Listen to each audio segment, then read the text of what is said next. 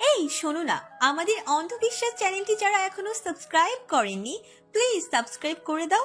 আর অল্প কিছু সাবস্ক্রাইবার হলে 1,00,000 পরিবার হবে। সবাই প্লিজ সাবস্ক্রাইব এবং বেশি বেশি শেয়ার করে দাও প্লিজ। ভাগ্যিস সে বাড়ি থেকে আসার দিন চা কফির সব উপকরণ আর ইলেকট্রিক মগটাও এনেছিল সাথে। ভাত দুবেলা কম খেতে পারলে চা কফিতে কমতি সহ্য হয় না তার। এজন্যই প্রয়োজনীয় কত জিনিস পেলে এগুলোই আগে ব্যাগে রেখেছিল সে। ক্যারাম খেলা চলাকালীন নিচে সবাই একসাথে চা খেয়েছে। এখন আবার রাতের খাওয়া শেষ হতেই অভ্যাসবশত কফি নিয়ে বসলো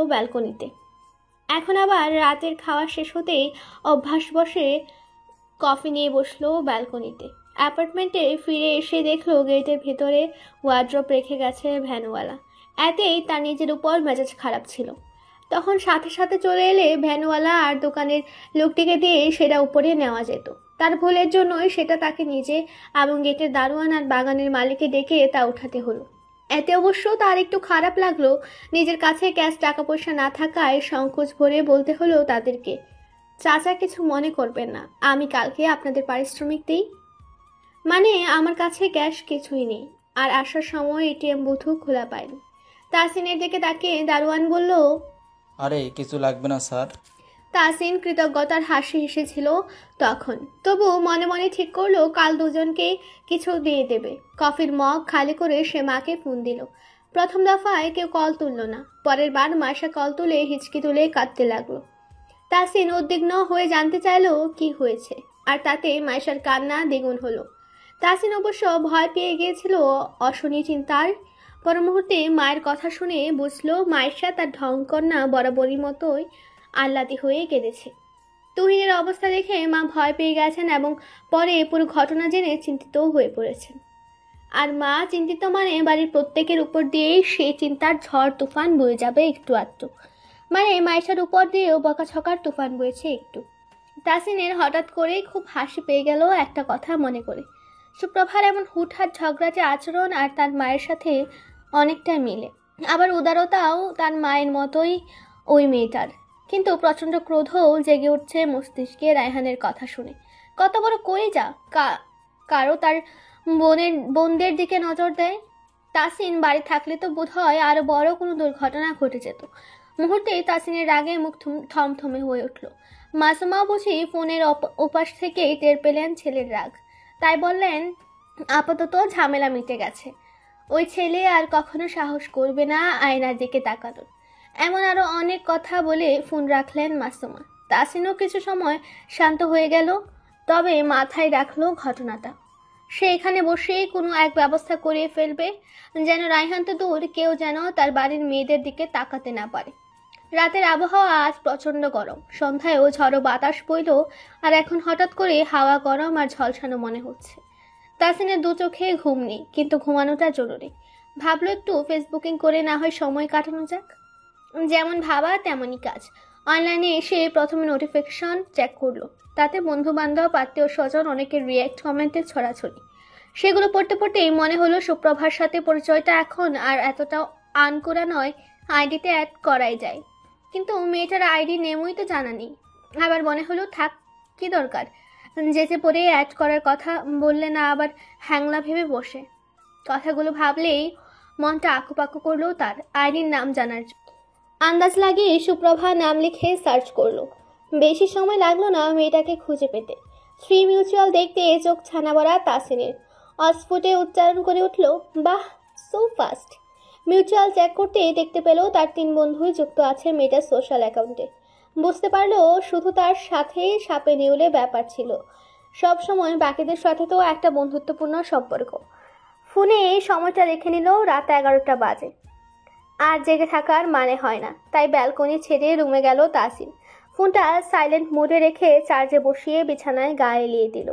ঘুম আসতে সময় লাগলেও 12টার আগে সে ঘুমিয়ে তলিয়ে গেল। সুপ্রভা রাতের খাবারটা হোস্টেলের ডাইনিং থেকে এনে নিজের রুমে রেখে দিয়েছে। সন্ধ্যায় রেস্টুরেন্টের বার্গার অপচয় রোধ করার চক্করে সে তার পেট ফুল করে নিয়েছে, অথচ ভুলেই গিয়েছিল হোস্টেলে তার ভাগের খাবারটাও নষ্ট হবে। সকাল এবং দুপুরের খাবার না খেলে সেগুলো ফুটপাতের কয়েকটা বাচ্চা আসে, রোজ তাদেরকেই সুবিধা মতো দিয়ে দেয় হোস্টেলের কয়েকজন লোক, কিন্তু রাতের খাবার কেউ নেয় না। আসলে সে বাচ্চাগুলো দুপুর পর্যন্তই ঘুরঘুর করে। রাতের খাবারটা নষ্ট করার ইচ্ছে হলো না বলে সুপ্রভা খাবারটা রুমে এনে রেখেছে। যে করেই হোক রাতে তার পেটে খিদে লাগে, এগুলো খেয়ে নিতে হবে। রাত জাগলে তার খিদে পায়, আর তখন সে শুকনো খাবার খায় যা তার মিনি ড্রয়ারটাই থাকে। কিন্তু আজ সেগুলো না খেয়ে ভাত তরকারি খাবে। রাত 11টায় অবধি ভালোই পড়াশোনা চালিয়ে গেল। বিপত্তি বাঁধলো, সে এরপর আর জেগে থাকতে পারছে না। ঘুমে ঢুলুঢুলু অবস্থা। কিন্তু আজ তো সে বিকেলে মরার মতো পড়ে পড়ে অনেক লম্বা সময় ঘুম দিয়েছিল। বারবার হাই তুলেছে আর বইয়ের পাতা উলট পালট করলো। না, ঘুম তো কিছুতেই তাকে ছাড়ছে না। কি করা যায়? ভাবতে ভাবতে মাথায় দুষ্টু বুদ্ধি খেলে গেল। এই মুহূর্তে সবাইকে ফোন করে করে জ্বালালে কেমন হয়? প্রথমেই সে ভাবিকে কল দিল। মীরা মাত্র রান্নাঘরের কাজকর্ম সেরে দোতলায় যাচ্ছিল। সুপ্রভাত ফোন পেয়ে খুশি হলো বেশ। কথার শুরুতেই মীরা জানালো তৈয়াবের বিয়ে ডেট দিতে যাবে আগামী মাসে সুপ্রভার পরীক্ষার নোটিশ পাওয়ার পর। ডেট মূলত তার পরীক্ষার তারিখের পরেই রাখবে বলে জানিয়েছে তার বড়দা। ভাইয়ের বিয়ে আর একমাত্র বোন পরীক্ষায়, চিন্তা নিয়ে বিয়েতে থাকবে এ অসম্ভব। সুপ্রভার তো ভারী খুশি লাগছে ভাবতেই। তার আরও একটা ভাবি হবে। বাড়িতে বিয়ের আয়োজন হলে তো সব আত্মীয় স্বজন আসবে। সে নতুন নতুন অনেকগুলো ড্রেস নেবে। এবার বড়দার বিয়ের সময় সে খুব ছোট ছিল, তবু ভাবির সাথে মিলিয়ে নাকি তার অনেকগুলো ড্রেস কিনেছিল। এবারও তাই করবে। ভাবি ননদে অনেকটা সময় গল্প করে ফোন রাখলো। তারপরে ফোন দিল টিয়াকে। বেচারি নাক মুখ ফুলিয়ে কথা বলল। মুরাদের সাথে নাকি ঝগড়া হয়েছে একটু আগে। মুরাদ বলেছে টিয়ার রান্না নাকি পানসে। এই নিয়ে সে কি রাগ ঝগড়া তার, কিন্তু মুরাদ চুপচাপ পানসে বলেও সব খাবার একাই খেয়েছে। এখন শাশুড়ি মায়ের কাছে অভিযোগ করে এসে আবার সুপ্রভাকে বলছে সব অভিযোগের সুরে। কিছুটা সময় টিয়াকে দিয়ে আবার ফোন দিল মাকে। এই একটা জায়গায় এসে সব সময় হতাশায় ডুবে যায় সে। মা মানুষটা কখনোই যেন তার প্রতি টান অনুভব করে না। একমাত্র তো মেয়ে সে, তবু এত অবহেলা কেন? পরপর অনেকবার কল করেও মাকে পাওয়া গেল না। যেন ইচ্ছে করেই মা তার ফোন কল ইগনোর করে। চোখের কোণে জল ছলছল করে গাল গড়িয়ে পড়া বাকি। মন খারাপের ভারী এক হাওয়া বইতে লাগলো বুকের ভেতর। আজ 3 দিন হলো সে বাড়ি থেকে রেগে এসেছে। একটা বারও কি মায়ের মনে হয়নি মেয়েটার খোঁজ নেই? আশ্চর্য, মায়েরা নাকি মেয়ে বড় হলে চিন্তায় দু চোখের পাতা এক করতে পারে না, অথচ তার মা যেন তার বড় হওয়ারই অপেক্ষায় করছিলেন। এখন সে একটু বড় হতেই তিনি ঝাড়া হাত পা দিয়ে তাকে আল্লাহর ওয়াস্তে ছেড়ে দিয়েছেন। বাইরে গুমোট গরম ভাবটা এবার সুপ্রভার তনু মন উভয়ে ছেয়ে গেল। কান্না আটকে সে ফোনটা নিয়ে বিছানায় শুয়ে পড়ল। এই মুহূর্তে নিজেকে তার বড্ড অসহায় আর এতিম বলেই মনে হলো। রাতের খাবারটা সত্যি নষ্ট হবে আজ। এই বিষণ্ণ মন নিয়ে খাওয়া তো দূর, একটু পানিও গিলতে পারবে না। নিয়ম মাফিক সকালে উঠে ফ্রেশ হয়ে নির্দিষ্ট সময়ে নাস্তা ছেড়ে অফিসে পৌঁছলো তাসিন। সারাটা দিন খুবই মনোযোগে কাজ শেষ করেছে। কালকের ভুলগুলো যেন পুনরায় না হয়, তাই আজ কম্পিউটার আর নিজের ডেস্ক ছেড়ে খুব একটা উঠেও দাঁড়ায়নি। কফি খাওয়ার অভ্যাসটা তো আজ কড়াকড়ি ফাটা পড়েছিল তার। পিয়নকে ডেকে কোনো মতে বিকেলের দিকে 1 কাপ চা খেয়েছে। একাধারে কম্পিউটারে কাজ করতে করতে টের পেলেও সে চোখে খুব ঝাপসা দেখছে। ভুলটা নিজেরই, তা বুঝতে সময় লাগেনি, কিন্তু আজকে যে করেই হোক টাকাটা তুলতে হবে। অফিস থেকে বেরিয়ে টাকা ক্যাশ করিয়েই প্রথমে গেল ফার্নিচার শপে। সেখানকার টাকা ক্লিয়ার করে মনে পড়লো তার সুপ্রভাকে ট্রিট দেওয়ার কথাটা, কিন্তু আজও তাতে সন্ধ্যা হয়ে যাবে। মেয়েটাকে যেচে পড়ে সন্ধ্যাবেলায় বাইরে না আনাটাই বেটার হবে বলে মনে করলো তাসিন। ফিরে গিয়ে দারোয়ান আর মালিকেও দুশো করে টাকা দিল সে। দুজনে কেমন যেন লজ্জায় কুকড়ে ছিল। তাসিন এক প্রকার জোর করেই তাদের হাতে টাকাটা গুঁজে দিয়েছিল। রেগুলার নিয়মে গ্যারেজে আবারও খেলার আসর জমালো। রাতে খাওয়ার পর কফি, ব্যালকনি আর ফেসবুক। সুপ্রভার কথা মনে পড়লেও কেন জানি যেচে তাকে আর নক করার মতো ইচ্ছে হলো না তাসিনের। এভাবেই কেটে গেল আরও 3 দিন। সুপ্রভার সাথে কোনো প্রকারেই যোগাযোগ করা হলো না তাসিনের। তারপরেই শুক্রবার ছুটির দিন। সুপ্রভা নিশ্চয়ই ফ্রি আছে ভেবে তাসিন তাকে ছোট্ট করে একটা বার্তা লিখল। ট্রিটের দিনক্ষণ কি এবছরেই ঠিক করা হবে? মেসেজটা সেন্ড করে তাসিন চোখ বুজে চেয়ারে গা এলিয়ে দিল। আজ শুক্রবার হলেও তার ছুটি নেই। মান্থলি ছুটির ইস্যু করা হয়েছে অফিসের গেস্ট অফিসারদের জন্য। তাসিনেরও তাই মাসে একবারই টানা 4 দিন ছুটি থাকবে। আজ সুপ্রভাত ট্রিট নিতে চাইলে তাসিন ভেবে রেখেছে ডিনার ট্রিট দিবে, কিন্তু না, তার মেসেজের জবাবটা আর এলো না সেদিনটাতে। তাসিনের অপেক্ষা লম্বা হয়ে গেল। এরপরও একটা সপ্তাহ পেরিয়ে গেছে, সুপ্রভার কোনো জবাব আসেনি। তার অপেক্ষা এবার ধৈর্য পরীক্ষার মতো হয়ে যাচ্ছে। এরই মাঝে হুট করে আরেক ঘটনা ঘটে গেল। বাড়ি থেকে মা হঠাৎ করে তার বিয়ের জন্য প্রেশার ক্রিয়েট করলেন। বোকার মতো তাসিন মায়ের এমন আচরণের কোনো অর্থ খুঁজে পেল না। মা শুধু ফোন করে বললেন, আমি তোকে 1 মাসের মধ্যেই বিয়ে করাবো। প্রায় কয়েকটা দিন মায়ের এই এক বাক্যে তার সাথে কথা হতো, আর প্রতিদিন তাই তাসিন কৌতূহলী হয়ে জানতে চাইতো কি হয়েছে। তারপর একদিন হুট করে বললেন, আয়নার সাথে তোর আগামী সপ্তাহে বিয়ে। তুই তোর 4 দিনের ছুটিতে আসবি, তখনই হবে। আমি আয়োজন করছি। প্রেমের টানে নয়, শুধুই আবেগের তাড়নায় পড়ে আয়না মস্ত একটা ভুল করে বসলো। একদিন কলেজ থেকে ফিরে এসে লজ্জা শরমের মাথা খেয়ে মায়ের সামনে বলে বসলো সে তাসিন ভাইকেই ভালোবাসে। বাড়ির প্রায় প্রত্যেকেই বুঝতো এই কথাটা, তবু সরাসরি এর আগে কখনো মুখের উপর বলেনি আয়না। কিন্তু সেদিন তার কি হলো কে জানে, মুখের উপর কথাটা বলে বসলো। তার মা অবশ্য আগে থেকে প্রস্তুত ছিল এমন কথা শোনার জন্য, কিন্তু তাসিনকে নিয়েও ভাবতেন তিনি। ভাতিজা নিজ থেকে না চাইলে কোনোদিনও মুখ ফুটে বিয়ের কথা তুলতে পারবেন না। কিন্তু কিশোরী আয়নার মন সে মুহূর্তে আবেগ আর তাসিনের মুহে পড়ে বেহায়া হয়ে পড়ল। মাকে বলে ক্ষান্ত হয়নি, সে মামির সামনে গিয়েও একই কথা বলল। আর সে কথা তাদের আড়ালে দরজার বাইরে থাকা তাসিনের বাবাও শুনে ফেলল। তিনি অতি সাদাসিধা লোক, কম শিক্ষিত, কিন্তু অবিবেচক নন। ভাগ্নের কথা শুনে এক মনে খুশি হলেন। ঘরের মেয়ে ঘরেই থাকবে, এর চেয়ে ভালো আর কি হতে পারে। কিন্তু অন্য মন সতর্ক করল, যুগটা আর তাদের নেই। ছেলের মন কি চায় তা না জেনে শুধু আগাম খুশি হলেই চলবে না। তারা এই যুগে না হয়েও তো এমন মন বিভেদ নিয়ে সংসারটা করছে। অন্যদের দিকে তাকানোর দরকার নেই, তার আর মাসুমার দিকে তাকালেই হয়। মাসুমার বিয়েটা তার বাবা মতের বিরুদ্ধে দিয়েছিলেন। আফসার অশিক্ষিত, তার চালচলনে গ্রাম্য ছাপ স্পষ্ট। মাসুমা চট্টগ্রাম শহরের মেয়ে, বিয়ে পাশ, তার উপর বাপের বাড়িতে বাড়ি গাড়ি আগের জমানো থেকেই ছিল।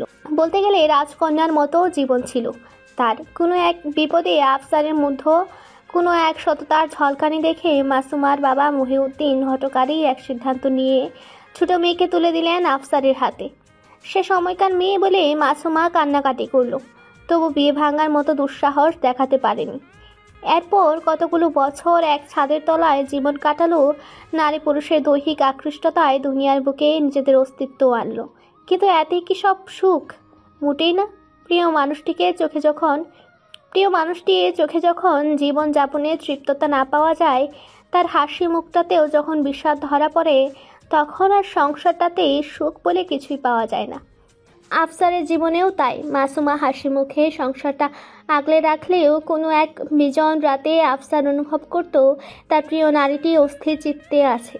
বিচ্ছেদিত হয় তার কিছু কিছু মুহূর্তে। আবার বাপের বাড়ি বড় কোনো অনুষ্ঠানে যখন তার সব লাখপতি আত্মীয়দের ভিড়ে আফসার যখন শার্টের সাথে লুঙ্গি পরে থাকতো, তখন খুব আড়ালে লুকিয়ে নিত মাসুমা নিজেকে। তবে সেই লুকানোর কারণটা শুধুই তার স্যুটকোট পরা আত্মীয়ের ভেতরে আফসারের লুঙ্গি পরা পরিচ্ছদ নয়, বরং আফসারকে মন থেকে না মানতে পারার অকাট্য সত্যই প্রকাশ করত। আফসার বোঝেও না বোঝার চেষ্টা করত নিজ স্বার্থে। তার মূর্খ অশিক্ষিত মনটা যে ওই রমণীর প্রেমে পড়ে কঠিন বিদ্বেষী ছিল, তাকে কিছুতেই হারাতে চাইতো না। রূপকথার দানবের আত্মা রাখা তুতা পাখির মতোই আফসারের আত্মাটাও মাসুমাতে ছিল বলে সে স্বার্থপর হয়ে এতগুলো বছর মাসুমাকে ছাড়তে চায়নি। আজ যখন নিজের সন্তানদের নিয়ে ভাবার সময় এলো, তখন সে একটু ভুল করতে চায় না। তাসিন বিয়ে করবে তাকে, যাকে সে মন থেকে চাইবে। মায়েশা তুহিনের বেলায়ও তেমনটাই হবে। ভাগ্নিটার জন্য কষ্ট হচ্ছে বলে আবার সিদ্ধান্ত নিল সরাসরি তাসিনের সাথে কথা বলবে। কিন্তু তার ভাবনার চেয়ে দ্রুত গতিতে মাসুমা কাজটা করে ফেলল। 2 সপ্তাহ হলো ছেলেটা ঢাকায় আছে। তার মধ্যে 1.5 সপ্তাহ ধরে মাসুমার কথা কাটাকাটি চলছে ছেলের সাথে। সে আয়নাকেই বাড়ির বউ করবে এবং সেটা যত দ্রুত সম্ভব। তাসিন প্রথম ঠান্ডা মাথায় মাকে বোঝানোর চেষ্টা করলেও এখন আর তার ধৈর্যে কুলায় না। ওদিকে ধৈর্যের পরীক্ষাতেও তার সুপ্রভাব কম নিচ্ছে না। মেয়েটা মেসেজ পাওয়ার পর দিনে ডিনারের প্রস্তাব গ্রহণ করলো। রাত 9টা অবধি তাসিন অপেক্ষা করলো সুপ্রভার দেওয়া ঠিকানায়।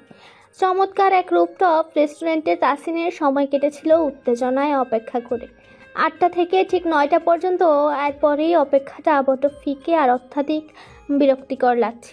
একটা পর্যায়ে সে বিরক্তির আগেও পরিণত হয়েছে তার, কারণ এতগুলো দিনেও সুপ্রভা তার সাথে যোগাযোগ করেনি। এমনকি সেদিন সে অনুপস্থিত ছিল, সে উপলক্ষেও একটা ছোট বার্তা দিতে পারত, কিন্তু দেয়নি। আজও সারাদিন অফিস করে রুমে তার মনটা তেতু হয়ে রইল। মা ফোন দিচ্ছে বারবার, তাই ফোন সাইলেন্ট করে কফি বানাচ্ছে তাসিন। আজ আকাশটা বিকেল থেকেই মেঘলা হয়েছিল, এখন আবার থেকে থেকে বিজলির চমক আর এলোমেলো হাওয়া জানান দিচ্ছে ধরণী ভিজবে অতি সত্বর।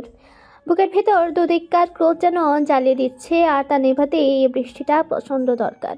কফি বানানোর শেষ হতেই তাসিন বারান্দায় গিয়ে দাঁড়ালো। কয়েক সেকেন্ড না গড়াতেই তার চোখে মুখে বাতাসের তুড়ে জাপটে এলো বৃষ্টির ফোঁটা। ফোনের আওয়াজটা তার গত 1.5 সপ্তাহ ধরেই প্রচণ্ড মাথা ব্যথা হয়ে দাঁড়িয়েছে বলেই আজ আর ফোনটাকে সাথে রাখলো না। বর্ষণে আজ শুধু ধরনী নয়, আধ ভেজা হলো তাসিন আর তার কফিটাও। কফি শেষ করে আধ ঘন্টার বৃষ্টিতে ভিজে চুপচাপ ভাবনায় বিভোর রইল। প্রথম ভাবনাটাই ছিল সে কেন সুপ্রভার উপর রেগে আছে। মেয়েটা তো কোনোভাবেই কমিটেড নয় তার সাথে ডিনার করার, আর না সুপ্রভার কোনো দায় আছে তার প্রতি। তবে হ্যাঁ, একটু তো অন্যায় করেছে সেদিন অপেক্ষা করিয়েও না এসে। আর দ্বিতীয় ভাবনা আয়নাকে নিয়ে। এই পুচকি মেয়েটা যা শুরু করেছে তাতে নির্ঘাত তাসিন বাড়িতে থাকলে কষে তাকে দুটো থাপ্পড় মেরে বিয়ের স্বাদ মিটিয়ে দিত। বৃষ্টি থেমে গেছে, কফির খালি মগটা নিয়ে রুমে ফিরে কাপড় বদলালো তাসিন। আজ আর রাতে খাওয়া সম্ভব নয়। টেনশন আর রাগে আজকাল প্রায়ই তার খিদেটা নষ্ট হয়ে যায়। ঘরের বাতি বন্ধ করে শুয়ে পড়লো বিছানায়। ফোনের স্ক্রিনে আবারও আলো জ্বলে উঠেছে। তাসিন ইচ্ছে করেই ফোনটা চেক করলো না। সে এক প্যাচাল কান পচবে, তার চেয়ে বরং ঘুমটাকে কাছে টেনে নেওয়াই উত্তম। পরে ভেবে কিছু একটা করতে হবে আয়নার। গুনে গুনে আজ 14টা দিন বাড়িতে বন্দি থেকে হাঁপিয়ে উঠেছে সুপ্রভা। হাতটা ভাঙার কি খুব দরকার ছিল? রাগে সেদিন মোবাইলটা চুরি না মেরে সৌহার্দের মাথায় মারা দরকার ছিল। শালা আবালের জন্যই ওরকম পিচ্ছিল রাস্তায় সে ওভাবে আছাড় খেয়েছে, আর এই হাতটার নাজেহাল অবস্থা। মনে মনে বেশ আফসোসও হচ্ছে তাসিনের কাছ থেকে ট্রিটটা নেওয়া হলো না।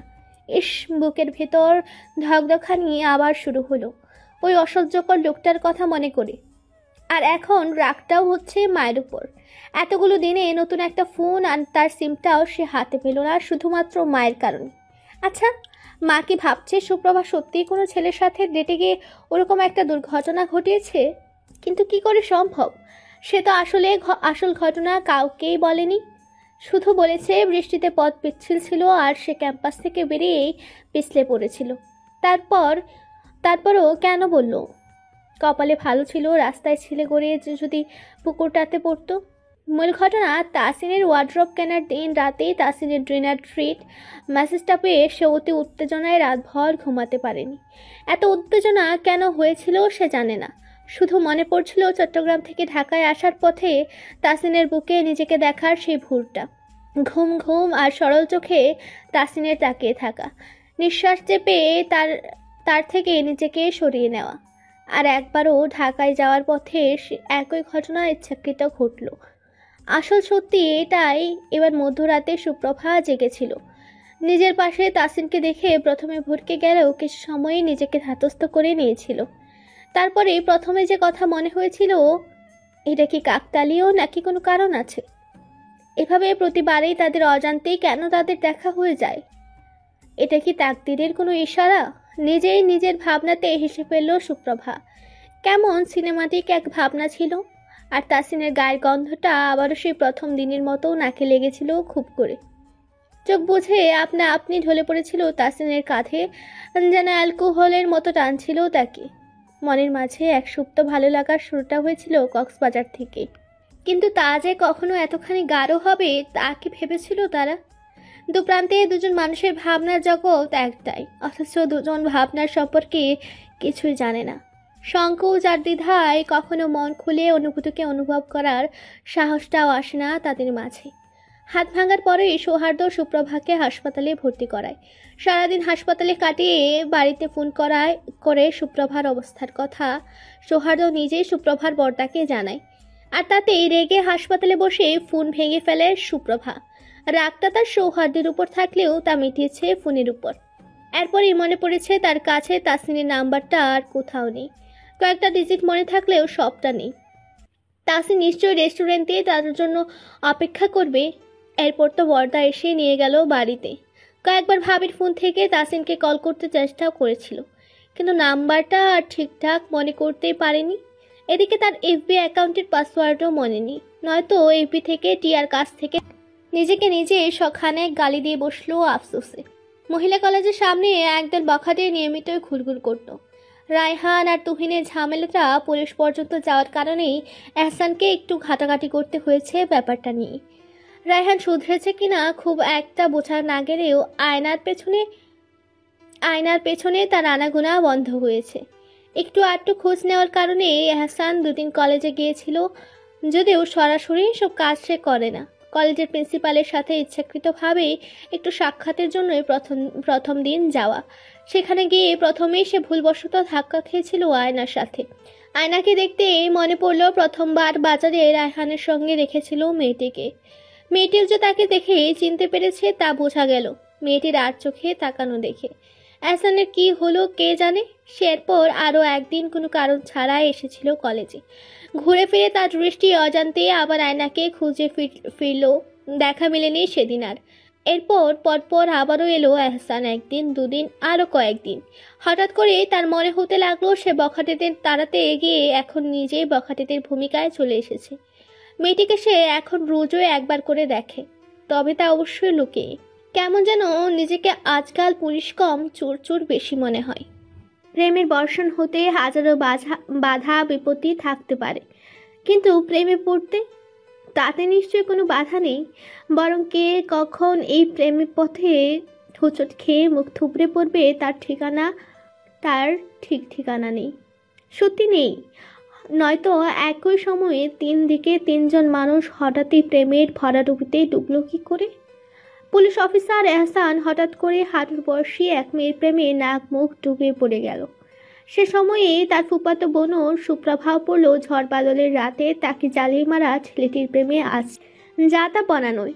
সেই প্রেমে সে আজকাল পাগলের মতো একা একাই নানান প্রলাপ বকে। আবার এই পাগল ঝড় তুফানের মতো মেয়েটির প্রেমে পড়ল সেই হুটহাট থমকে ওঠা কিছুটা মোটে ছেলেটা। ঋতুটা জ্যৈষ্ঠ মাস, অথচ এই তিনজন মানুষের মনে একটানা শ্রাবণ চলছে, যেন বাতাসে বসন্তকে জড়িয়ে। এই কেমন মাতাল অনুভূতিতে ছেয়ে গেল তাদের মন। বহু কষ্টে সুপ্রভা তাসিনের নাম্বারটা জোগাড় করেছিল। 15 দিনের মাথায় বর্দাকে অনেক বলে কয়ে মায়ের মতের বিরুদ্ধে গিয়ে একটা নতুন স্মার্টফোন কেনা হলো সুপ্রভার।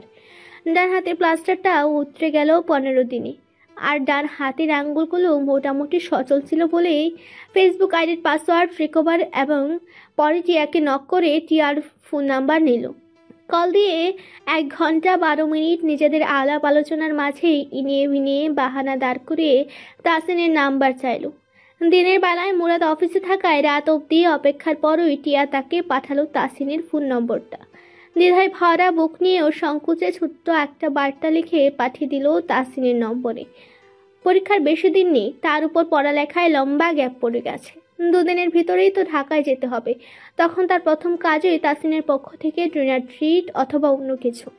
তবু একটা বার দেখা হওয়া চাই। ছটফটে মন নিয়ে আয়না দিনভর এখন ঘরে বন্দি পাখির মতো পড়ে থাকে। গত 4 দিন ধরে সে তুহিনের সাথে কলেজেও যায় না লজ্জায়। তার করা বেহায়াপনাটা এখন তাদের দুপরিবারের সবাই জেনে গেছে। মায়ের সাথে কালে সে মজাও করে গেছে, সে তাকে ভাবি বলবে না কখনোই। সে তো ছোট থেকে আনা আপুকে আপু বলতো, পরেও তাই বলবে। তার ভাষ্য মতে আয়না আপু বেশ বড় হয়ে যায়, তাই সে একটা বর্ণ সরিয়ে আনা আপু বানিয়েছিল আর সারা জীবন তাই ডাকবে। আয়না খুব লজ্জা লাগছিল মাইশার কথা শুনে। বাড়িতে আজকাল আয়নার মা খুব রুদ্রমূর্তি ধারণ করে থাকেন মেয়ের সামনে। খুব বড় নির্লজ্জতা করে ফেলেছে আয়না, এটা ভেবেই সে এত রেগে থাকে তার উপর। লজ্জায় 1.5 সপ্তাহের মতো হলো বাপের বাড়ি থেকে পা বাড়ায়নি। মাঝে মাঝে অবশ্য মাসুমা নিজেই এসেছিল বৃষ্টির দিনে ভুনা খিচুড়ি আর গরুর মাংস নিয়ে। তবু কোথাও একটা লজ্জার কাঁটা বিঁধে আছে গলায়। তাসিনকেও এজন্য এবার এতদিন পেরিয়ে গেলেও ফোন করেনি। আজ সকাল থেকে কড়া রোদ আর হালকা ঝিরঝিরে বাতাস বইছে। অ্যাসাডের ডিউটি থাকায় সে তার ইউনিফর্ম গায়ে দিয়ে নাস্তা করতে বসলো। রায়হানের ব্যাপারটা তার বাবার কাছে জানানোর পর আইনি কোনো ইস্যু যেন না হয় সে অর্ডারে পেয়েছিল এহসান। একজন পুলিশ অন্য একজন সিনিয়র পুলিশের মতের বিরুদ্ধে এমনিতেই যাওয়ার কথা না। রায়হানের বাবা নিজে কথা দিয়েছেন তার ছেলেকে নিয়ে আর কোনো অভিযোগ আসবে না। এহসান কথাটা মেনে নিয়েই আফসার মীর আর আয়নার বাবার সাথে কথা বলে ব্যাপারটা মিটিয়েছিল। কিন্তু সেই মিটিয়ে নেওয়া ঘটনা যে এখন এহসান নিজেই নতুন করে শুরু করতে যাচ্ছে তা ভাবতেই কেমন নিজের প্রতি অসহ্যকর একটা রাগ হচ্ছে। আজ কতগুলো দিন হয়ে গেল সে বখাটেদের মতো আয়নার পেছনে পড়ে আছে। যদিও সে রায়হানের মতো উত্ত্যক্ত করে না, বরং লুকিয়ে চুরে দৃষ্টি সীমানায় বন্দি করে রাখে আয়নাকে। অদৃশ্য সেই সীমান্ত পাড়ি দিয়ে আয়না অগোচরে হলেই আবার এহসান ছটফটিয়ে পুনরায় সীমানার ভেতর নিয়ে আসে। আয়না অবগত নয় তার এই মনের টানাপোড়েন নেই। শুধু 2-4 দিন দেখেছে সে এই পুলিশটাকে। পুলিশটার আচরণ রুক্ষ লাগলেও চোখের দৃষ্টি তার বড্ড ন্যাকা লেগেছিল। নাস্তা করতে করতে এহসান আজও ঠিক করলেও কলেজের দিকে যাবে। নিয়ম শৃঙ্খলার কঠোর থাকা এহসান আজকাল ঘুষখোর নিয়ম না মানা পুলিশের মতোই আচরণ করছে। চাকরিজীবীর এই তার প্রথম নিয়ম ভাঙা। চাকরি জীবনে এই তার প্রথম নিয়ম ভাঙা। নয়াগঞ্জ থানায় বদলি হয়ে আসায় খুব বেশি দিন হয়নি, তবু এলাকায় তার পরিচিতি বেশ। কিন্তু বর্তমানে করা উদ্ধততা ভাব না জানি তার সম্মানের উপর ঘা দিয়ে যায়। তারও বা কি করার আছে? মন বড্ড ব্যাপুরা হয়ে উঠেছে তার পুচকে একটা মেয়ের জন্য। কে জানে কি করে এমন হলো। চোখের তারায় জল জল করে সে পুচকে মেয়েটার মুখ। খেতে বসতে ঘুমাতে সব অবস্থাতেই কেমন এক টিকটিক আওয়াজ করে কানে বাজছে মেয়েটার বলা অন্ধ উসুল শব্দটা। গত সপ্তাহের ঘটনা। এহসানের প্রতিদিনকার সেদিনও গিয়েছিল কলেজের সামনে। সেদিনও সে আয়নাকে লুকিয়ে দেখবে বলে কলেজের সামনে লাইব্রেরি শপে ঢুকেছিল। কিছু কেনার নেই, তবু সে এদিক ওদিক তাকিয়ে সবটাকে দেখার ঢং করে আবার বাইরে নজর রাখছিল। সে কি জানতো আয়না সেদিন কলেজে ঢোকার আগে লাইব্রেরিতে ঢুকবে? তুহিন তাকে গেটের কাছে রেখে নিজের কলেজের দিকে চলে যেতে আয়না তার এক বান্ধবীকে দেখতে পেল। একটা খাতা কেনা ছিল বলেই বান্ধবীটিকে বলল, চল তো তৃষা, একটা খাতা কিনবো। লাইব্রেরির শপটা খুব লম্বাটে আর বেশ বড়। ভেতরে ঢুকে দাঁড়ানোর মতো জায়গা আছে বেশ খানিকটা, তাই আয়নারও একটু ভেতরে ঢুকলো। কথা বলতে বলতে ঢুকতে গিয়ে খেয়াল করেনি সামনে থেকে কেউ একজন আসছে। এহসানের দৃষ্টি ছিল কলেজ গেটের দিকে, আর তাতেই ঘটল দুর্ঘটনা। দুজনেই বেখেয়ালিপনায় জোর এক ধাক্কা খেলো দুজন। আয়নার কপাল গিয়ে ঠেকলো এহসানের বুকের উপর, পকেট বরাবর তার ছোট্ট নেম কার্ডটাতে। পাতলা ধাতবের মতো নামের উপর কপাল লেগে একটুখানি চোট পেয়ে আর্তনাদ করে ওঠে আয়না। এহসানও আকস্মিক ধাক্কায় হতচকিত হয়। দুজনের তাকায় দুজনের দিকে। কপাল কুঁচকে নাক ফুলিয়ে আয়না প্রথমেই ধমকে ওঠে, চোখে দেখেন না? এহসান বোধহয় বুকের কাছে আয়নাকে দেখতে তবদা খেয়েছে। সে কোনো জবাব না দিয়ে বোকার মতো তাকিয়ে আছে আয়নার দিকে। একটু একটু টের পাচ্ছে তার হৃদযন্ত্রে ধকধকানি প্রবল হচ্ছে। তার 29 বছর বয়সী জীবনে প্রেমে পড়তে গিয়েও ঠিকঠাক পড়া হয়নি তার। এখন কোথায় প্রাপ্তবয়স্ক মেয়ে দেখে বিয়ে-শাদী করে সংসারী হবে, তখন কিনা এমন এক বাচ্চা মেয়ের প্রেমে দেওয়ানা হয়ে লাফাঙ্গাগিরি করছে। আয়না তার ধমকানির কোনো জবাব না পেলেও এহসানের তাকানো দেখে বেশ বিরক্ত হয়েছিল। তাকে পাশ কাটিয়ে যেতে যেতে উচ্চারণ করেছিল, অন্ধ উলুস। এহসান শুনলেও কিছু বলেনি, তবে ফিরে এসে মনে পড়েছিল অন্ধ উসুল মানে কি। ভাবছে একদিন সময় সুযোগ করে সে জিজ্ঞেস করবে এর অর্থ কি। মোট তো আজ অনেক দিনই হলো ঠিক থাকে না তাসিনের, কিন্তু আজ সকাল থেকে খারাপ থাকা মেজাজটা হুট করে ভালো হয়ে গিয়ে আবার খারাপ হলো। সকালে ফোনটা চেক করেনি, অফিসে এসেও ইচ্ছে ছিল না চেক করার। মূলত মা আর সুপ্রভা দুজনের জন্যই তো মনের আবহাওয়াটা এতটা খারাপ তাই আর ফোনটাতে নজর বোলায়নি। কিন্তু এখন লাঞ্চ ব্রেকে একটুখানি ফেসবুকে ঢুক মারতেই ফোনটা হাতে নিয়েছিল, আর তখনই চোখে পড়লো সুপ্রভার নাম্বার থেকে একটা মেসেজ এসেছে দেখে মুড ভালো হয়েছে এবং তা পড়তেই মনটা খারাপ হয়েছে। সুপ্রভা লিখেছে, হাতের প্লাস্টার আর 2 দিন পরেই উঠে যাবে, তখন কি আমার পূর্ণ পাওনা ট্রিট অফারটা পুনরায় পেতে পারি? হাতে প্লাস্টার, এই দুটো শব্দই যেন পাহাড় পরিমাণ ওজন নিয়ে বুকে ভর করলো। মুহূর্তে দমবন্ধ অনুভূতির আভাস। এ কেমন যন্ত্রণা! তাসিনের পুরো দিন কাটলো অস্থিরতায়। সুপ্রভাকে তখনই সে ফোন করলো না। মন বলছিল 2-1 মিনিটে কথা বলায় বুকের ভার নামলো না। তাই রাত পর্যন্ত অপেক্ষা করে রাতে রুমে বসে কল দিল, কিন্তু ফোন কলটি পৌঁছলো না সুপ্রভার কাছে। রাতভর ছটফট করে প্রথম দেখার বৃষ্টিময় রাতটা কল্পনা করেই কাটিয়ে দিল। পরদিনও শ্রান্ত চোখ মুখ অফিস করে আবারও একরাশ মন ভার করা পাথর বুকে নিয়ে রুমে ফিরল। সুপ্রভার মেসেজের পর 2 দিন কেটে গেল আবারও তাসিনের প্রচণ্ড অসুস্থ মন নিয়ে। রাতে মায়ের আবারও ফোন এলো। সে চুপচাপ এড়িয়ে গেল কলটা। ঘুমানোর আগ মুহূর্তে মামির ফোন এলো। সে সালাম দিয়ে মামির হাল জিজ্ঞেস করতে মামি বলল, তাসির, একটা প্রশ্ন করব, সত্যি জবাব দিবি? প্রশ্ন? হ্যাঁ বাবা, তুই তো আমার কিছুই লুকাস না, আজ একটা কথা জানতে চাইবো, না লুকিয়ে জবাব দিবি? ওরে বাবা, এভাবে বললে তো ভয় লাগছে মামি।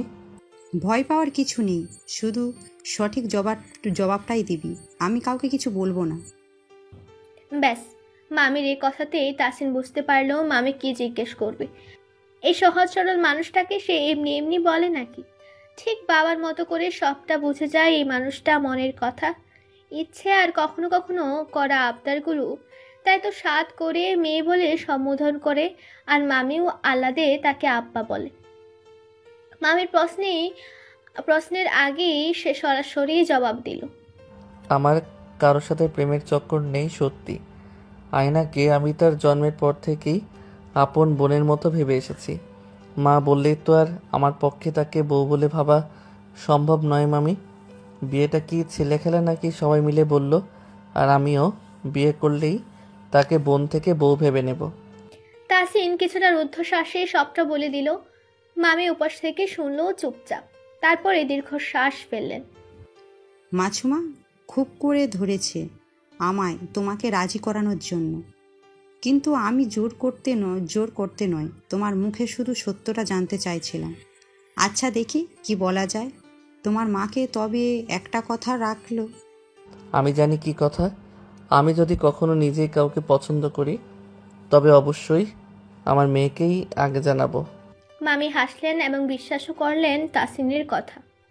আরও কিছু সময় কথা বলে ফোন রাখলো তাসিন। ঘুমিয়ে পড়ল। পরের দিন আবার যথারীতি অফিস শেষ করে অ্যাপার্টমেন্টে ফিরেছিল।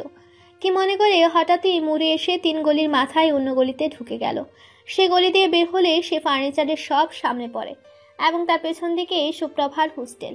অবচেতন মন ক্লান্ত দেহটা টেনে চলে গেল সে গলি পেরিয়ে হোস্টেলের সামনে কৃষ্ণচূড়া গাছটার নিচে। কি মনে করে চোখ তুলে হোস্টেলের দেয়ালের উপরে 2তলা আর 3তলার করিডোরে তাকালো। কি খুঁজলো সে আদৌ বুঝতে পারলো কিনা কে জানে। লম্বাটে পুরো করিডোরটাতে চোখ বুলিয়ে আবারও দৃষ্টি নিচু করলো। আকাঙ্ক্ষিত মুখটির দেখা মিলল না বলেই হয়তো আবারও মন খারাপের মেঘগুলো জমাট বাঁধল তাসিনের সৌম্য মুখটাতে। এলোমেলো পা ফেলে সে আবারও ফিরে যাওয়ার জন্য পা বাড়ালো, আর তখনই কানে এলো রিনরিনে সেই কণ্ঠস্বর, যা শুনতে তার কান প্রায় আজ কতগুলো দিন ধরে উদ্বেগ নিয়ে নির্ঘুম অর্ধরাত কাটায়। আমাকে দেখতেই এসেছিলেন তাই না? প্রচণ্ড বজ্রপাতের পর পরিবেশ হঠাৎ করে যেমন শীতল নিস্তব্ধ হয়ে ওঠে, ঠিক তেমনটাই হয়ে গেছে তাসিনের বুকের ভেতরটা। দূর আকাশের মেঘগুলো আচমকাই বর্ষার স্নিগ্ধতা জড়িয়ে শীতল বাতাসে ঝিরিঝিরি বৃষ্টি নিয়ে ঝরে পড়ছে তাসিনের মনের আঙ্গিনায়।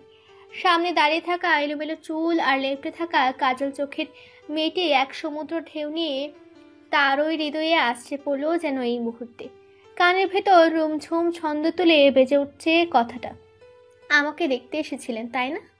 কয়েক পল নিস্তব্ধতা আর বেখেয়ালিতেই কেটে গেল। তাসিন যখন বুঝলো তার আচরণ নেহাতই হ্যাংলামো হচ্ছে, তখনই সে সামলে নিল নিজেকে। ছোট্ট করে বলল, না তো। সুপ্রভার হাস্যোজ্জ্বল আর প্রাণোচ্ছল মুখটাতে নিমিষে মেদুর ছায়া নামলো। প্রকৃত হাসির ছটা মুহূর্তে বদলে কৃত্রিম হাসি ঝুড়ে সেও বলল, ও কি অবস্থা এখন? তোমার হাতে কি হয়েছিল? সুপ্রভার দু হাতের দিকে দৃষ্টি ফেলে প্রশ্ন করলো তাসিন। সুপ্রভা ওর ডান হাতটা দেখিয়ে বলল, বৃষ্টিতে ভিজে পিচডালা পথে পড়ে গিয়ে ভাঙার মতোই অবস্থা হয়েছিল। ভাঙার মতো অবস্থা? বিস্মিত হলো তাসিন। ভাঙ্গেনি, তবে হাড়ে আঁচড় পড়েছে, মানে ফাটার পর্যায়ে প্রায়। ভাগ্য ভালো 15 দিনের প্লাস্টারেই মোটামুটি অবস্থা, তবে এখনো আরো সপ্তাহখানেক বোধহয় সাবধান থাকতে হবে। কথাগুলো বলার সময় সুপ্রভা নিচের দিকে তাকিয়েছিল। তাসিনের মনে হলো সুপ্রভা কথা বলতে বলতে হঠাৎ করেই কেমন সংকোচ বোধ করছে।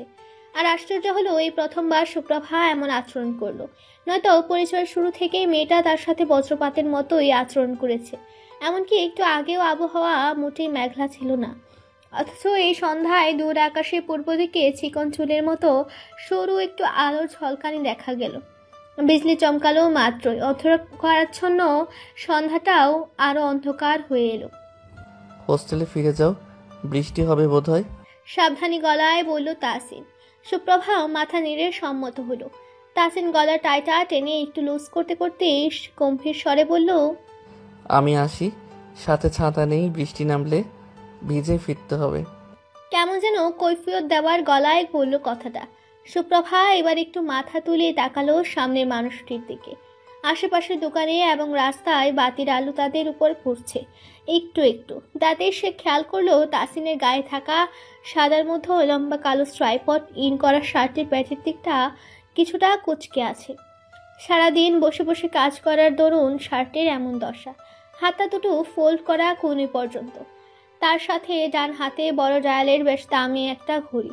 শক্ত পুরুষালী পশম ভর্তি হাতটাতে দারুণ মানিয়ে গেছে ঘড়িটা। সাদা শার্ট, কালো প্যান্ট আর কালো রঙের সুতোয় সম্পূর্ণ ফর্মাল বেশ, আর টাইটা একদম কালো হওয়ায় বুঝি তাকে আরও একটু বেশি ভালো দেখাচ্ছে। কিন্তু মাথার চুলগুলো হঠাৎ আসা দমকা বাতাসে এলোমেলো হতেই সুপ্রভার খেয়াল হলো সে বেহায়া নজরে তাসিনকে দেখছে। আর তখনই টুপটাপ করে কয়েক ফোঁটা বৃষ্টি ছুঁয়ে দিল তাদের দুজনের মাথা, চোখ, মুখ। তাসিন তাড়া দিয়ে বলল, মাত্রই বললাম বৃষ্টি হবে, চলে যাও। কথা শেষ হবার আগে সুপ্রভা তার হাত ধরে টেনে নিয়ে গেল এক দোকানের সামনে। প্লাস্টিক জিনিসপত্রের দোকানটার সামনের অংশে লম্বাটে খোলা জায়গা। খদ্দের বোধ হয় একজনও নেই, শুধু ভেতরে দুজন লোক, হয়তো একজন মালিক, অন্যজন কর্মচারী। মালিক মতন মনে হচ্ছে, যাকে লোকটা দেখতে অনেকটা মুরব্বি করছে।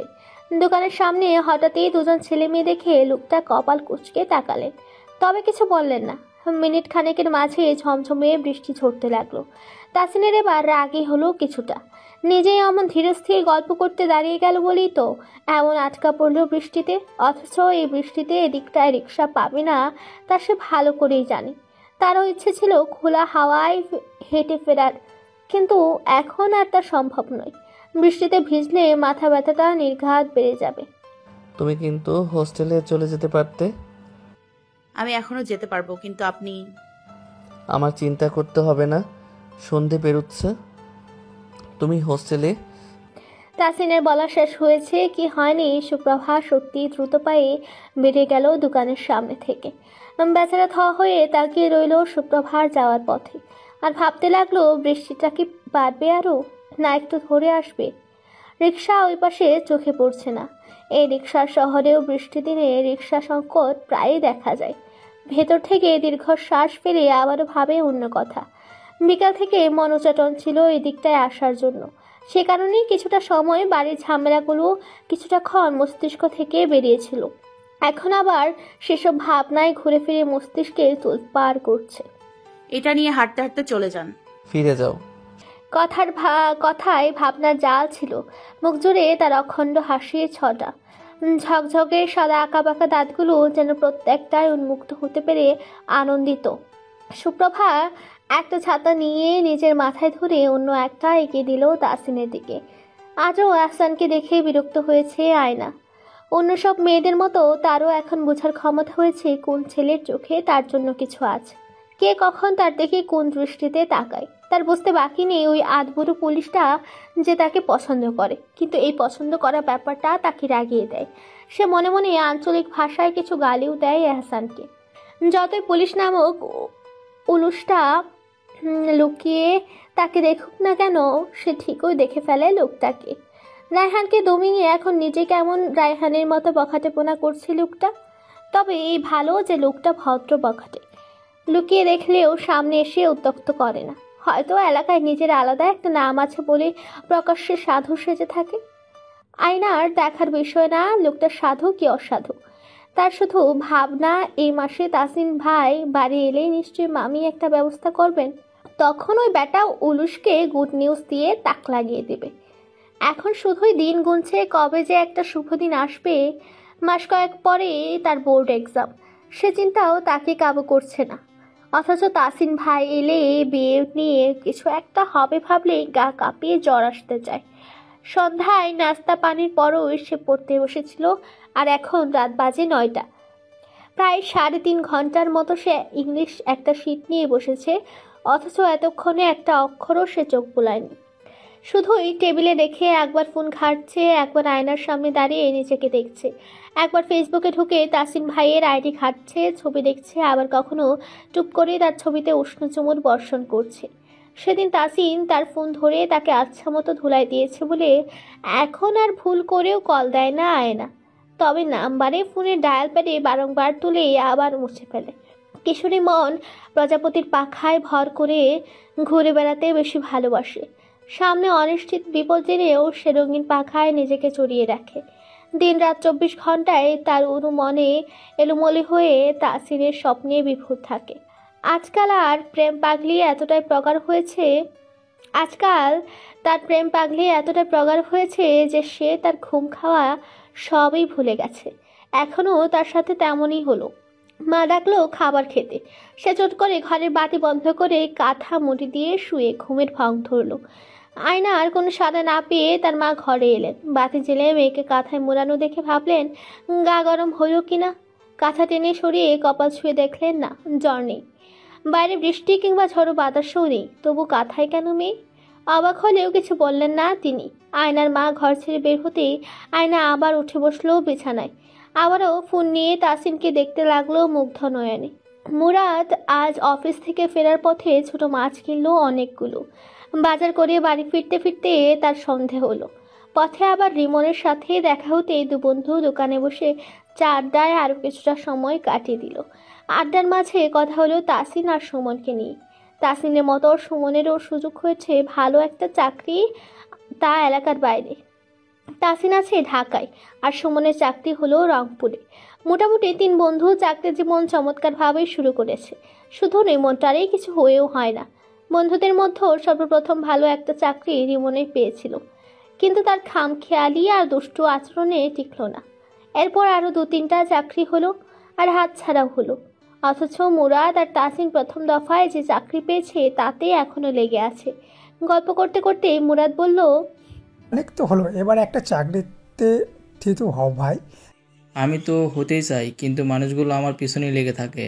লাগে তো তোর দোষী, যেখানেই যাস একটা না একটা ঝামেলা পাকাস। কি দরকার বল তো এত দিকে মাথা ঘামানোর? গতবারের চাকরিটা ভালোই ছিল, সরকারি চাকরি না হয়েও আলাদা ইনকাম হওয়ার সুযোগ ছিল। কিন্তু মুরাদ কথাটা বলতে খেপে গেল রিমন। সে এমনিতেই যত ব্যাগা ভণ্ড আচরণ করুক, বন্ধুদের সাথে স্বভাবে একদমই সৎ। মুরাদের কথাটা পছন্দ না হওয়ায় রেগে জবাব দিল, ভালো চাকরি ওটা, যখন তখন অসৎ লোক ঘুষ দিয়ে নিজের কাজ আদায় করতে চাই, নিয়মের বাইরে গিয়ে এমন ইনকামে আমি থুতু মারি। তোর থুতুই মারতে হবে শালা, সব চাকরিতে কোনো না কোনো দোষ খুঁজিস। এমন করলে আজীবন হয় বসে থাকতে হবে, আর না হয় নিজের ব্যবসা শুরু করতে হবে। মুরাদের গলার স্বরও একটু উঁচু হলো।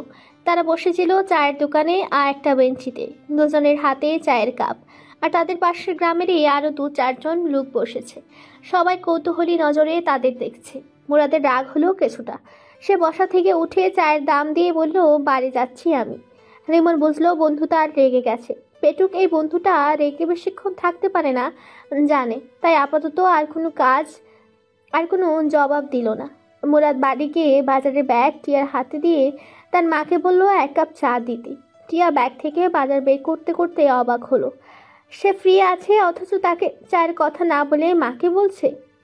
আর তখনই তার চোখ দুটো বৃহৎ হয়ে গেল, তার মুখ থেকে অস্ফুটে বের হলো, হায় আল্লাহ। মুরাদের মা রান্নাঘরে ঢুকেছিলেন চায়ের জন্য। তখনই শুনলেন বৌমার অস্পষ্ট উচ্চারণ, কি আর হবে, হওয়ার তো সময় হয় নাই। রাগের মাথায় এমন ধারা কথা বলে ফেলেছে টিয়া। মুরাদের মা আর একটু এগিয়ে ব্যাগের দিকে তাকাতেই বুঝতে পারলেন কি হয়েছে বা কি হতে পারে। মনে মনে খুশি হলেন তিনি। টিয়া আর তার শাশুড়ি মায়ের মধ্যে আজকাল শীতল যুদ্ধ চলে। মুরাদের মা প্রচুর খুশি এই রাত্রিবেলা বৌমাকে জব্দ হতে দেখে। তিনি অবশ্য জানেন এই জব্দ হওয়াটা ক্ষণিকের, আর এর ঝালও তার ছেলের উপরেই ঢালবে এই নাকুচু তর্কবাজ মেয়েটা। তবু তো একটু তো শাস্তি পাবে এই মেয়েটা। তিনি আলগোছে চা বানিয়ে ছেলের জন্য নিয়ে চলে গেলেন ঘরে। আর টিয়া রান্নাঘরের টিমটিমে আলোতে বসে ছোট ছোট 5 মেশালি মাছগুলো কাটছে আর পিটপিট করে অসংখ্য কথা বলে যাচ্ছে মুরাদকে। তার সকল কথার মূল কথা, কোন দোষে যে এ ব্যাটারে যে বিয়ে করছিলাম আল্লাহ জানে, আমারে তুইলা নাও। বিয়ের প্রায় কিছুদিন পর থেকেই টিয়া এই বাক্যটা বলে, তবে যতক্ষণ রাগ থাকে ঠিক ততক্ষণই। এরপরে আবার মুরাদের প্রেমে দিওয়ানি হয়ে কল্পনার রাজ্যে সুখে ভাসে। টিয়ার হাত চলছে আর মুখও চলছিল সমান তালে। আর রিমন এসে রান্নাঘরের আলো দেখে এগিয়ে এলো। মিসেস মুরাদ বিড়বিড় করে কেন? রিমন কপাল কুঁচকে টিয়ার উদ্দেশ্যে বলল কথাটা। হঠাৎ পরিচিত তবে বাইরের পুরুষের কণ্ঠ শুনেই ভরকে গেল টিয়া। চোখ তুলে রিমনকে দেখতে হালকা হেসে সালাম দিল সে। রিমন বলল, কি হয়েছে আমার বন্ধুরে, কেন ঝাড়তেছ? রিমনের গলার স্বর শুনে ঘর থেকে মুরাদ বের হয়ে এলো, তবে কোনো কথাই সে বলল না। টিয়া অভিযোগের সুরে বলল, দেখেন ভাইয়া, আপনার বন্ধুর আক্কেল কতগুলো ছোট মাছ নিয়ে আসছে এই রাতের বেলা। কাঁদো কাঁদো মুখ প্রায় টিয়ার। রিমন হেসে ফেলল তার আচরণে। মুরাদ বলল, ভালো না লাগলে ফেলে দাও, কাটতে হবে না। বললেই হলো, টাকা দিয়ে আনোনি? টিয়া পাল্টা জবাব দেয়, কাটতে কষ্ট হচ্ছে ঠিক, তাই বলে কি মাছ ফেলে দেবে? অসম্ভব। তাদের ছোটোখাটো ঝগড়া চলতেই থাকবে তা জানে রিমন। সে আপাতত বন্ধুকে সরি বলতে এসেছে, তাই তাদের তর্কের মাঝে বলল, সরি মুরাদ, আমার আসলে ভুল আমারই হয়েছে। হুদায় বন্ধুগিরি দেখায়, যার যার ভালো সে নিজেই তো বোঝে। ছোট বাচ্চাদের মতো অভিমান করা কথা মুরাদের। রিমন আবারও সরি বলে নিজের দোষ স্বীকার করলো। তারপর 2 বন্ধুতে আরও কিছুক্ষণ গল্পগুজব হলো। সাথে সুমন আর তাসিনকেও কল করে কথা বললো 4 জনে। রাতে চমৎকার ঘুমের পর সকালটা একটু বেশি সুন্দর লাগছিল সুপ্রভাত। শরীর যত ঝরঝরে মন ততই ফুরফুরে হয়, এমনটাই ধারণা সুপ্রভাত। কাল রাতে হাতে একটু ব্যথাও ছিল, কিন্তু ঘুমটা ভালো হওয়ায় এখন একদমই ব্যথাহীন শরীর। রাতে জানালা খোলা রেখে ঘুমিয়েছিল বলে সকালে সূর্যের আলোয় দারুণভাবে ঘরে ঢুকে গেছে পূব দিকের জানালা দিয়ে। সূর্যের আলোটা ঘরটা থই থই করছে। তাসিন রাতে তাকে একটা বার্তা পাঠিয়েছিল। শুক্রিয়া, ঝড় তুফানের এত বড় উপকার আমি জীবনেও ভুলব না। সুপ্রভা বুঝতে পেরেছিল তাসিন তাকেই ঝড় তুফান বলে সম্বোধন করেছে, আর উপকার বলতে তার ছাতাটাকে উল্লেখ করেছে। কিন্তু সে মুহূর্তে হাতে কিছুটা ব্যথা থাকায় আর রিপ্লাই করেনি। কিন্তু এখন সকাল হতে মন ছটফট করছে রিপ্লাই দিতে। কি দিবে কি লিখবে ভেবে ভেবে কুল কিনারা পাচ্ছে না। এদিকে আজ তার ডিপার্টমেন্টে দুটো ক্লাস হয়ে আছে, তাও কিনা সকাল 9টায় একটায় আর 12টায় আরেকটা। সময়ের অভাবে আপাতত তাসিনের জন্য ভাবা মেসেজখানা তুলে রাখলো মনের মাঝে। তৈরি হয়ে নাস্তা সেরে বেরিয়ে পড়ল কলেজের উদ্দেশ্যে। ক্যাম্পাস জুড়ে বাহারি শাড়িতে সুন্দরী ললনাদের মেলা বসেছে। ছেলেরাও তাতে পিছিয়ে নেই, বেশিরভাগের গায়েই পাঞ্জাবি আজ। সুপ্রভা শাড়ি পরবে না করেও পরে নিল। হোস্টেলে তার কোনো শাড়ি আনা হয়নি, তাই কাল সন্ধ্যের দিকে মার্কেটে গিয়েছিল। সেদিন তাসিনের সাথে দেখা হওয়ার পর আবারও 2 দিন কেটে গিয়েছিল যোগাযোগবিহীন। মনের ব্যাকুলতা থাকলেও বিভিন্ন কারণে সুযোগ হয়নি কথা বলার। সুপ্রভা রাতের বেলায় সুযোগ পেত, কিন্তু কোথা হতে ঝুপ করে এক পশলা সংকোচ এসে বসতো তার মনে। মন বলতো একটা ছেলেকে যেচে পড়ে কল দেওয়াটা বিশ্রী লাগে, আবার মনটাই বড্ড জ্বালিয়ে বলল সে তো কখনোই যেচে কল দেবে না, তার প্রেমে পাগল তুই হয়েছিস, বেহায়া তো একটু হতেই হবে। মনের যুক্তি মস্তিষ্কে খাটে না। তবু 3 দিন পার করে মনের সংকোচ দূর করে সন্ধ্যাবেলায় সুপ্রভা কলটা দিয়ে ফেলল। তাসিন সবে অফিস থেকে বেরিয়েছিল। সুপ্রভার কল দেখে সারাদিনের ক্লান্তি মাখা মুখটাতে এক ঝলক শান্তি দেখা দিল। মনে মনে দুটো দিন সেও বড় দ্বিধায় পড়ে ভেবেছিল সুপ্রভাকে একটা কল করবে। আজ তো চমৎকার একটা প্ল্যানও সাজিয়েছিল কল করার এবং সুযোগ মতো দেখা করার, কিন্তু তার মনে হলো উপরওয়ালা তাকে এতটাও পরিশ্রম করাতে চান না। তাই তো মিথ্যা বাহানা ছাড়ার কথা বলার সুযোগই দিল, মিথ্যা বাহানা ছাড়াই কথা বলার সুযোগ দিল। কল রিসিভ করে সাধারণ কথা হলো প্রথমে, তারপরেই তাসিন জিজ্ঞেস করলো, কি করছো? তোমার আশেপাশে গাড়ির শব্দ শোনা যাচ্ছে। তাসিনের প্রশ্নটাতেই কি একটু অধিকার সূচক সাউন্ড ছিল। সুপ্রভার মনে হলো কেমন যেন একটু অধিকার মিশ্রিত ছিল কথাটা। সেও জবাবে কেমন একটা কৈফিয়ত দেওয়ার মতো করে বলল, আসলে কাল ইউনিভার্সিটিতে সিনিয়রদের একটা অনুষ্ঠান আছে, কিছুটা মেলার মতো হবে আয়োজনটা। ক্যাম্পাসের অনেকেই ছোটখাটো স্টল খুলবে, আবার অনেকে মিলে 2-একটা নাটক আর গানেরও আয়োজন করেছে। তো আমার ডিপার্টমেন্টের মেয়েরা সবাই শাড়ি পরবে, কিন্তু আমার তো শাড়ি নেই, তাই বেরিয়েছিলাম। উপাস থেকে তাসিন শুধু বলল, ও আচ্ছা। রাত নামছে ভুবন জুড়ে, সেই সাথে নামছে শহরের কোলাহলের এক ভিন্ন নিস্তব্ধতা। তাসিনকে অজান্তেই পা বাড়িয়েছে সুপ্রভার হোস্টেলের গলিতে। হবে হয়তো তার অ্যাপার্টমেন্ট অফিস পথের সোজাসুজি, অথচ সে হাঁটছে দক্ষিণ দিকের পথে। সুপ্রভা রিক্সা দিকে তাতে উঠে পড়ল। তাসিনকেও অকপটে জিজ্ঞেস করলো, আপনি কি করছেন?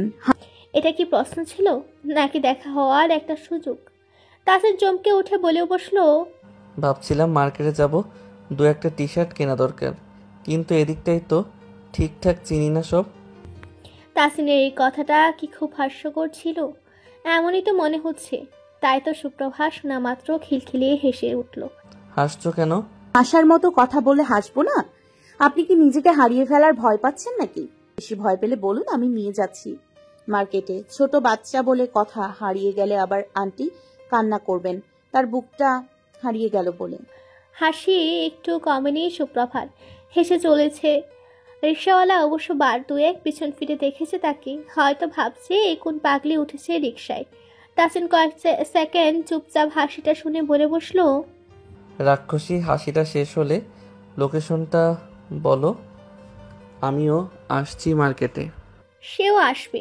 এই একটা কথাতেই আবার ঝিরিঝিরি হাওয়ার পাতায় কেঁপে ওঠার মতো মনটাও কেঁপে উঠল। এ কি অবস্থা তার? তাসিনকে তো এই প্রথম দেখছে না সে, আগেও দেখেছে, বরং কাকতালীয় ভাবে এই প্রথম দিককার দেখাগুলো হয়েছিল, তখন তো সব স্বাভাবিক ছিল।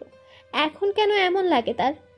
তাসিনের সাথে কথা বলার সুযোগ খোঁজা, আবার দেখা হলেই মন নেচে উঠে, লজ্জা রাঙা হয়, কেমন অস্বস্তি। মনের লজ্জা আড়াল করে লোকেশনটা বলে দিল সুপ্রভা। মিনিট 15 না গড়াতেই তাসিন এসে হাজির সুপ্রভার বলা জায়গায়। সুপ্রভা অবশ্য আরও মিনিট 7 আগেই এসে মার্কেটের সামনে অপেক্ষা করছিল। তারপরে দুজন প্রথমে শাড়ির দোকানগুলোতে ঢুকেছে। সুপ্রভা বলেছিল, আগে আপনার কেনাকাটা হোক। তাসিন বাদ সাধল, আমারটা খুব বেশি জরুরি না, সো লেডিস ফার্স্ট। 4-5টা দোকান ঘুরেও সুপ্রভা একটা শাড়িও চুজ করতে পারেনি দেখে তাসিন জানতে চাইল অনুষ্ঠানের জন্য স্পেসিফিক কোন রংটা দেওয়া হয়েছে। সুপ্রভা জানালো তাদের তেমন কোনো ডিসকাশন হয়নি, যার যা পছন্দ তাই পরবে। এতেই সহজ হয়ে গেল যেন ব্যাপারটা। তাসিন বলে উঠল, তবে তো নীল, সাদা, আকাশি অথবা লেবু রঙে একটা নিলেই হয় না? মানে মেয়েরা সাধারণত এসব রঙই বেশি পরে আমার ধারণা। মেয়েদের ব্যাপারে আপনি একটু বেশি অভিজ্ঞ মনে হচ্ছে। না না না, কথাটায় সূক্ষ্ম একটা টিপ্পনি ছিল। তাসিন তা বুঝতে পেরে বাঁকা হাসলো। সেও কয়েকটা জবাব দিতে ছাড়ল না। এরই মাঝে একটা দোকানে ঢুকে একটা শাড়ি তাসিনের খুব পছন্দ হয়ে গেল। একটা সুতি গাঢ় নীল শাড়িতে লেবু রঙা ছোট ছোট ফুল আর দুপাশে পাড় জুড়ে সম্পূর্ণ লেবু রঙা। তাসিন শাড়িটা দেখে বলল, এটা নিতে পারো, দারুণ লাগছে দেখতে। সুপ্রভা আর চোখে তাসিনকে একবার দেখে শাড়িটা হাতে নিল। সত্যি বলতে তারও খুব পছন্দ হলো শাড়িটা, তাই আর কথা না বাড়িয়ে দাম জিজ্ঞেস করলো। কি মনে করে তাসিন দাম মেটাতে চাইলো, কিন্তু এভাবে সরাসরি শাড়ি কিনে দেওয়ার মতো সম্পর্ক তো তাদের মাঝে নেই। তা ভেবেই আবার বলল, তোমার তো একটা ট্রিট পাওনা ছিল, তা দেওয়া হচ্ছে না, তাই এভাবেই ট্রিট উসুল করে দিচ্ছি। সুপ্রভা রাজি হলো না। সে বলল তার ট্রিট ডিনারেই চাই। তাসিন আর জোর করলো না বাড়াবাড়ি হবে বলে। সুপ্রভা শাড়ির সাথে মিলিয়ে কিছু নীল আর লেবু রঙা চুড়িও কিনলো। গলা আর কানের জন্য অনেক খুঁজেও কিছু পছন্দ করতে পারলো না বলে বাদ দিল কেন। তাসিনকে যখন বলল তার টি শার্ট দেখতে, সে মাথা চুলকে বলল, আজ অনেক দেরি হয়ে গেছে, কাল বরং আসি। সুপ্রভারও বুঝি মাথায় কোনো দুষ্টু কিংবা লাজুক এক বুদ্ধি খেলেছিল, তাই তৎক্ষণাৎ সম্মত হয়ে বলল, ঠিক আছে, চলুন ফিরি। 8:30টার মধ্যেও ফিরে এসেছিল তারা আপন গন্তব্যে। আর রাতভর চমৎকার কিছু আইডিয়া সাজিয়ে সকালে তৈরি হয়ে চলে এসেছে ক্যাম্পাসে। আর এখন অপেক্ষা সন্ধে নামার। মেহরিনের সাথে দেখা হয়েছে ক্যাম্পাসে আসতে, কিন্তু মেয়েটা তাকে এড়িয়ে চলছে। সৌহার্দ্যও এসেছে, কিন্তু সুপ্রভা তাকে পাত্তা না দিয়েই নিজের ডিপার্টমেন্টের কয়েকজনের সাথে আড্ডা আর ঘোরাঘুরি করছে। মনের ভেতর রঙিন প্রজাপতিরা উড়ে উড়ে সন্ধে নামার অপেক্ষায় তাকে অস্থির করে তুলছে। আজও এহসান চোরের মতন কলেজের গেটের আশেপাশে 2-1 রাউন্ড চক্কর লাগিয়েছিল, কিন্তু তার একজন মধ্যবয়স্ক কনস্টেবল আজ কিছুটা সরাসরি বলে ফেলেছে, এভাবে মেয়ের পেছনে ঘোরাঘুরি করাটা বোধহয় ঠিক যায় না স্যার আপনার চরিত্রে। রাগ করবেন না স্যার প্লিজ, এলাকায় একটু এই নিয়ে কোনো ভাষা হতে শুনছি। এহসান কথাটা শুনে সত্যি রাগ করেনি, বরং একটু আহত হলো। নিজের কাছেই কেমন অসহ্য ঠেকলো নিজেকে। সত্যি তো, পদমর্যাদার কথা ভেবে অন্তত তার এমন করা উচিত নয়। এমনিতেই আমাদের দেশে পুলিশ আর আর্মিদের নিয়ে জনসাধারণের ধারণা বেশ তরল। পুলিশ মানেই ঘুষখোর, জোচ্চোর, আর আর্মি মানেই বউ পেটায়। নিজের প্রতি একটু রাগও হলো এহসানের। সে তো এখন আর সেই 20-22 বছরের তরুণ নয়। এখন তো তার নিজের আবেগ অনুভূতির উপর প্রবল নিয়ন্ত্রণ আনতে পারে সে। তবে কেন ওই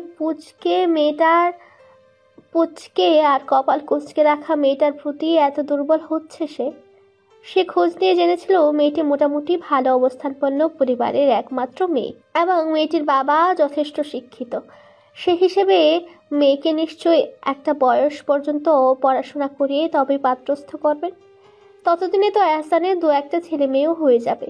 এমনিতেই মাসে কবে থেকে পাত্রী দেখার কাজ চালিয়ে যাচ্ছেন। এই সপ্তাহে 2জন পাত্রীর ফটো সহ বায়ু পাঠিয়েছেন। কি যে হবে তার এই মন নিয়ে মাকে বলে দিতে ইচ্ছে করে মেয়েটির কথা, কিন্তু মা তাহলে সরাসরি প্রস্তাব নিয়ে হাজির হবেন, আর মেয়ের পরিবার হয় হ্যাঁ বলবে নয়তো না। যদি উত্তর না হয়, না, আর ভাবা যায় না এসব। কষ্ট লাগে এহসানের। তার মনে হয় একটু চান্সকে নিয়ে দেখা ভুল হবে। কয়েকটা দিন যাকে চোখে চোখে মেয়েটা যদি তাকে নিয়ে একটু ভাবে তাহলে ক্ষতি কি? বরং এটাই ঠিক, নিজ থেকে চেষ্টা করে দেখুক কোনো পজিটিভ সাইন পাওয়া যায় কিনা। ভাগ্য ভালো হলে হতেও তো পারে। সারাটা দিন ক্যাম্পাসের ভেতরে এটা সেটা কেনা, গান শোনা, সিনিয়রদের করা মঞ্চ নাটক দেখা, আবার লাঞ্চের জন্য ফ্রেন্ডরা মিলে ক্যাম্পাসের সামনে ডিলাইট ফুড কর্নারে গিয়ে মজার খাবার খাওয়া, এসবই কেটে গেছে সারাদিনের হুলদরে। সুপ্রভার সাথে আরও একটা ভালো ঘটনা ঘটলো। মেহরিনের সরি বলা সৌহার্দ্য আর সুপ্রভা দুজনকে সরি বলেছে সে, এবং সেই খুশিতে সুপ্রভা আইসক্রিম ট্রিট দিয়েছিল সৌহার্দ্য আর মেহরিনকে। এদিকে সৌহার্দ্য পুরনো বন্ধুত্ব ফিরে পাওয়ার আনন্দে 2 বান্ধবীকে একটি করে দারুণ 2টো চিরুনি গিফট করেছে। কাঠের চিরুনি দুটোতে মেহরিন আর সুপ্রভার নাম খোদাই করার সুযোগ থাকায় তাই করে দিয়েছে। আজকের দিনের আনন্দ অনুষ্ঠান চরম আনন্দে কেটে গিয়ে সন্ধে মুহূর্তেই সুপ্রভার চেহারার অবস্থা লাগছিল ভীষণ বিধ্বস্ত। মেহরিন তার এক আত্মীয়ের বাড়ি থাকে বলে আগে চলে গেছে। সৌহার্দ্য গাড়ি এনেছে বলে সুপ্রভাকে বলল, বলো তোমায় হোস্টেলে পৌঁছে দেই। সুপ্রভা আতকে উঠে বলল, না না না, তুমি চলে যাও, আমার একটু কাজ আছে। সৌহার্দ্য জানতে চাইলো কি কাজ। সুপ্রভা তাই রেগে বলল সৌহার্দ্য যেন চলে যায়। ব্যাপারটা সৌহার্দের ভালো লাগলো না, কিন্তু জোর জবরদস্তিও করলো না। আজই তো সব স্বাভাবিক হলো, আজই তাকে চটিয়ে দিতে চায় না। সুপ্রভা ফোন স্ক্রিনে সময় দেখলো 5টা বাজে সবে। তাসিন বলেছিল তার অফিস টাইম 5টা পর্যন্ত, কিন্তু একদম এই সময়টাই কি ফোন দেওয়া ঠিক হবে? লোকটা আবার কিছু ভেবে বসবে না তো? দ্বিধার পাহাড় বুকে নিয়ে কলটা করে বসলো সুপ্রভা। মাত্রই কম্পিউটার শাটডাউন করে এলোমেলো ফাইলগুলো গোছাতে হাত দিল ফাইলে, আর সেই মুহূর্তে ফোনটা ভাইব্রেট করলো পকেটে। বাঁ হাতে ফাইলগুলো সামনে টেনে ডান হাতে ফোনটা বের করলো। কলারের নাম দেখেই ঠুটে চড়া হাসি টানলো। এমন কিছুই তো চাচ্ছিল মনে মনে। অগোছালো ফাইল অগোছালো রয়ে গেল ডেস্ক জুড়ে। জরুরি কিছু কাগজপত্র আছে সেগুলোতে। কি ভেবে ফোনটা কানে ধরে সবগুলো ফাইল এলোমেলো অবস্থাতেই তার লকওয়ালা ড্রয়ারে রেখে লক করে দিল। ওপাশ থেকে ভেসে এলো রিনিনের কণ্ঠ। নিয়মিত ভালোবাসার গল্প শুনতে এবং পড়তে আমাদের অন্ধবিশ্বাস চ্যানেলটি সাবস্ক্রাইব করে পাশে থাকা বেল আইকনটি ক্লিক করুন। ধন্যবাদ সবাইকে।